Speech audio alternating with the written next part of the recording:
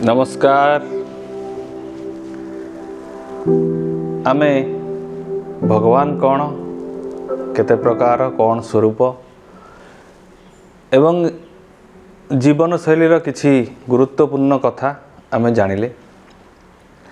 चलंतु आज कर्म संबंध रे जानिबा। अच्छा,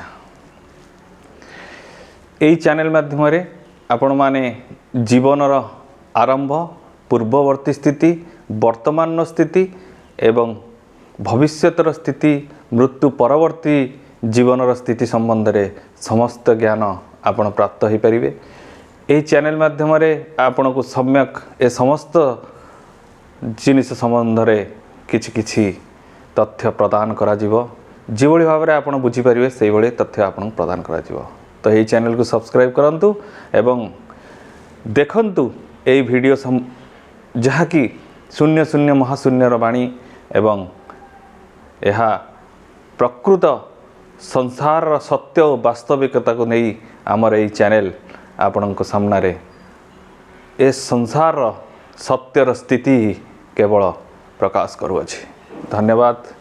सब्सक्राइब करंतु एवं यही वाक्य को निज अंतर सह शुणंतु। चलंतु आज कर्म संबंध रे आम ज्ञात हवा। आम माने समस्ते जन्म ठारू मृत्यु पर्यंत किछि ना किछि कर्म करुछंती। कौनसी मुहूर्त रे भी कर्मर बंद नाही।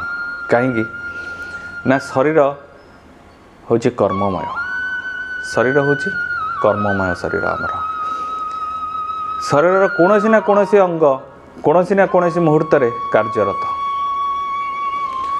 बिना कार्य रे शरीर क्षण मात्र बंची पारिब नाही। अतएव जदि कर्म ही सत्य ताहले चलंतु संसार रे जो कर्म मान आमे करूचंती से कर्म संबंध रे आमे जानिबा। कई जणे कहूतले मु सुनी आमे एतले जाउचु सुनुचु जे आमे तो बिल रे काम करूचु, आमर कर्तव्य आमे करूचु, तेणु आमर आउ भगवान भगवान डाकिया दरकार नहीं। तो आमर से भगवान हो। किए कहूँ मु चाकरी करछि, मो कर्म मु करुच्ची, मो कर्म रे ही भगवान, मो कर्म से कर्म द्वारा मु भगवान को मोर पाइछि। किए मते कहउचंती जे आमे आमर जो कर्म रही परिवार निमंते परिवार कर्म करी आमे सबू जेते कर्म मोर ताकू मो दायित्वर सह करुच्ची, अंतर सह करुच्ची। संसार समस्त कर्म को मोर जो भली भाव रे करवा कथा करुच्ची। तो मोर आ भगवान को न डाकिले भी चलिबो, मोर भगवान निमित्त कौन से कर्म न कले भी चलिबो। तो यही सबू आमे माने भाबु थाउ, चिंता करि थाउ एवं संसार रे यही कर्म मान आमे करि थाउ। चलंतु जानिबा सरल भाषा रे जे कर्म कोउली भाव रे हवा दरकार। मुख्यतः ये संसार रे कर्म होची चारि प्रकार कर्म आमे माने करथांते। जो कर्म से कर्म होची चारि प्रकार कर्म करथांते। गोटे होची कर्म, गोटे होची सुकर्म, गोटे होची अकर्म, आ गोटे होची अपकर्म। मुख्यतः यही चारि गोटी कर्म आमे माने संसार रे करिथांती। जो कर्म संबंध रे आमे विशद भाव रे धीरे धीरे आलोचना करिबा। कर्म, कर्म अर्थात कार्य। ये कार्य कौन? कार्य दुई गोटी जिनस पाई मुख्यतः होता है। मुख्यतः दुई गोटी तार कारण थाए। कर्म करिवार कारण दुई गोटी थाए। गोटे होची संसार निमित्त, आ गोटे होची संसार व्यतीत। संसार व्यतीत जोटा सेटा संसार भितरे जीव, किंतु सेटा जेहेतु ए सारा संसार विश्व ब्रह्मांड बा दुनिया पाई आमे करथांती, तेणु सेटा ता भितरे भी आम संसार रही। तो से कर्म रे भी आम संसार जीव। प्रथम कर्म आम संसार निमित्त बा आम निमित्त, आम परिवार निमित्त बा आम निजर पद पदवी हो जहाँ भी हो आमर निजस्व कर्म निमित्त। प्रथमे आमे बंचिबा पाई खाद्य वस्त्र बासगृहर आवश्यकता रही। खाद्य वस्त्र बासगृह सहित आमर संसार परिवार रही।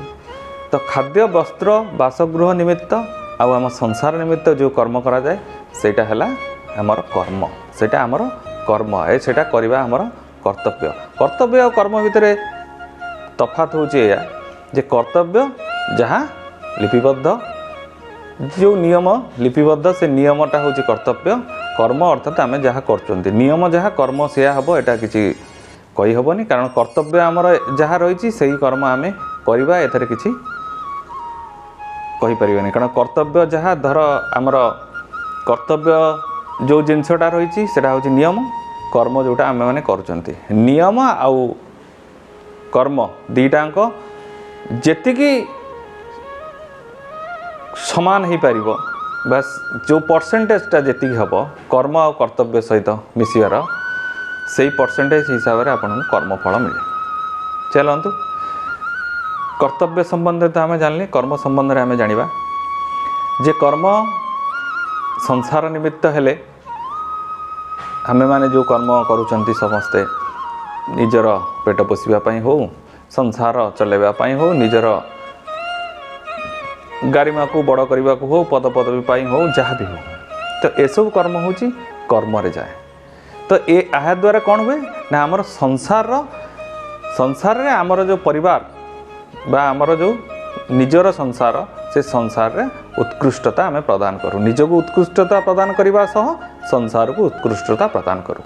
यह आमर निजर परिवार सहित प्रथम धर्म निजर संसार रे निजर कर्तव्य होची प्रथम निज को आउ निज परिवार को आगे भल रखा बा ताकू गोटे उत्कृष्टता प्रदान करवा। जो कर्मटा होची प्रथम कर्म से कर्मटा आम प्रायतः समस्ते करुछंती, जी न करुची सेटा अलग कथा, किंतु प्रायतः आम समस्ते ये कर्म करुछंती।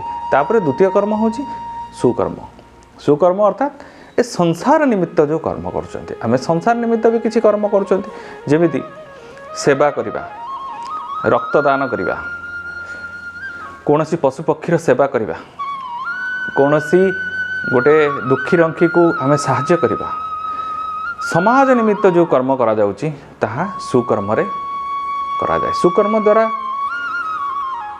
कौन हुए जे आम जीवनर जो पथ सेटा उत्कृष्ट हुए।